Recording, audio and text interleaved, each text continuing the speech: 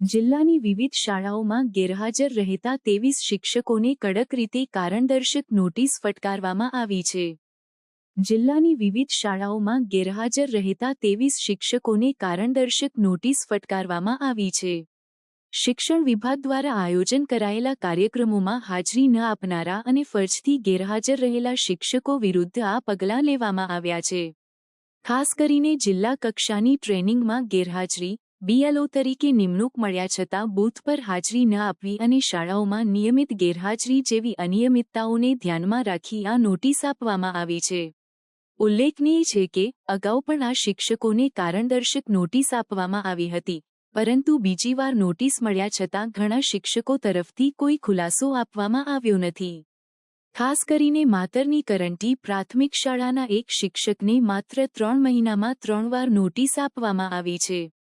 કુલ 12 શિક્ષકોમાંથી 7 શિક્ષકો માતરની કરંટી પ્રાથમિક શાળામાં ફરજ બજાવે છે. શિક્ષણ વિભાગે સ્પષ્ટ કર્યું છે કે શિક્ષકોની ગેરહાજરીના કારણે વિદ્યાર્થીઓના અભ્યાસ પર અસર થાય છે અને આવા બેદરકાર શિક્ષકો સામે તાત્કાલિક કડક પગલાં લેવામાં આવશે. પ્રાર્થના સંદેશ ન્યૂઝની તમામ લેટેસ્ટ અપડેટ્સ માટે ચેનલને હમણાં જ લાઇક, શેર અને સબસ્ક્રાઇબ કરો.